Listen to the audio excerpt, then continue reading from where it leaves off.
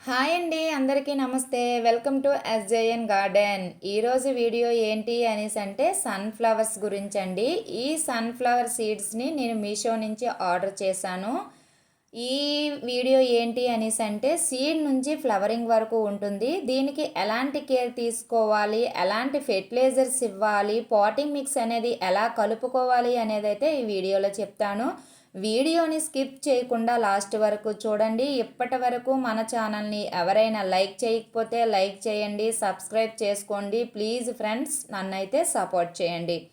Potting mix విషయానికి వస్తే ఎలా కలుపుకోవాలి అనేసి అంటే 1:1:1 రేషియోలో కలుపుకోవాలి.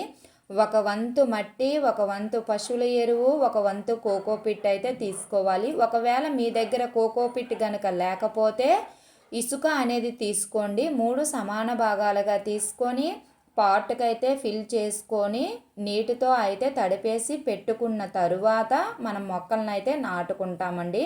అన్ని మొక్కల్ని అదే విధంగా నాటుకుంటాము. ఈ మొక్కలు కూడా అలాగే నాటుకోవాలి.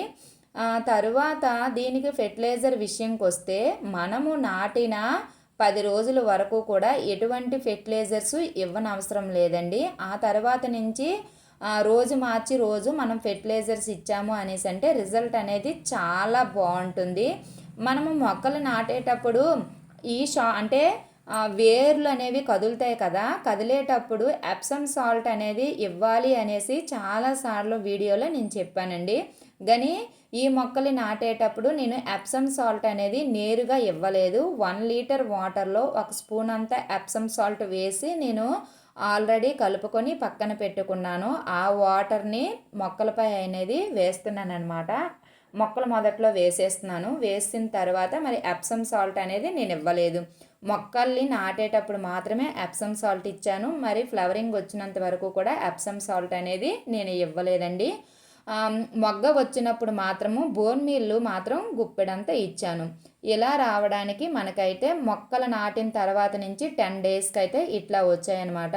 కొంచెం బేలగా ఉన్నాయి. అసలు ఫ్లవరింగ్ వస్తుందా రాదా అనేసి అయితే అనుకునేదాన్ని. కానీ మొక్కలు అయితే చాలా హెల్దీగా పెరిగాయి.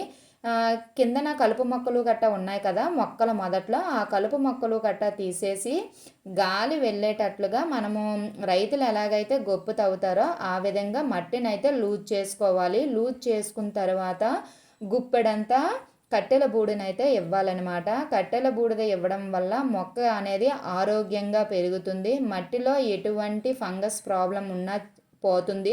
తరువాత మనకి శంఖం పురుగులు గట్టా ఉంటాయి కదా, ఆ పురుగులు పోవడానికి కూడా ఈ కట్టెల బూడిద అనేది చాలా బాగా ఉపయోగపడుతుంది. ఒక గుప్పెడంతా ఇస్తే సరిపోతుంది అనమాట. మొగ్గలు కూడా స్టార్ట్ అయిపోయాయండి. ఇలాంటప్పుడు మనం ఫెర్టిలైజర్స్ కనుక మార్చి ఇచ్చామనేసి అంటే రిజల్ట్ అనేది చాలా బాగుంటుంది. అన్ని మొక్కలకి ఎలాంటి ఫెర్టిలైజర్స్ ఇస్తామో ఈ మొక్కలకు కూడా అలాంటి ఫెర్టిలైజరే ఇవ్వాలండి. అంటే పువ్వులు పూయడానికి ఎక్కువగా పొటాషియం అనేది అవసరం అవుతుంది కాబట్టి ఆనియన్ పీల్స్లో పొటాషియం అనేది ఎక్కువగా ఉంటుంది, అదొకసారి ఇవ్వండి.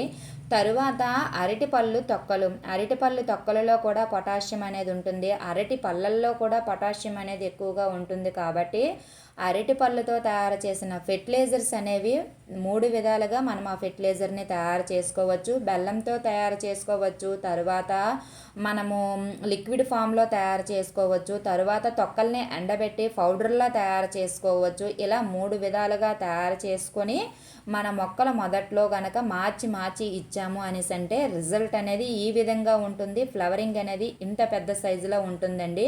కరెక్ట్గా మనకి మొగ్గ నుండి పువ్వుకు వచ్చే దశలో మధ్యలో ఒక గుప్పెడంత బోన్ మీల్ కనుక ఇచ్చారు అనేసి అంటే రిజల్ట్ అనేది ఇంకా బాగుంటుంది. ఆ బోన్ మీల్ వల్ల చూడండి ఎంత మంచిగా రిజల్ట్ కనిపిస్తుందో కదా. ఈ విధంగా రావడానికి మనకైతే చాలా టైం పట్టిందండి. కరెక్ట్గా 2 మంత్స్ అయితే పట్టింది. మొక్క వేసినప్పుడు దగ్గర నుంచి కూడా ఫ్లవరింగ్ వచ్చేంత వరకు కూడా నాకైతే మాత్రం 2 మంత్స్ అయితే పట్టింది. ఒక్కొక్కరికి ఒక్కొక్కలాగా పడుతుంది. నాకైతే 2 మంత్స్ అయితే పట్టింది. ఈ 2 మంత్స్ కూడా నేనైతే చాలా హ్యాపీగా ఫీల్ అయ్యానమాట. ప్రతిరోజు కూడా ఈ ఫ్లవర్స్ చూస్తుంటే చాలా ఆనందంగా అనిపించేది. నేనైతే మా ఇంటి గుమ్మం ముందే పెట్టానన్నమాట. ఉదయం లేవగానే ఈ ఫ్లవర్స్ అయితే చూస్తూ ఉండేదాన్ని.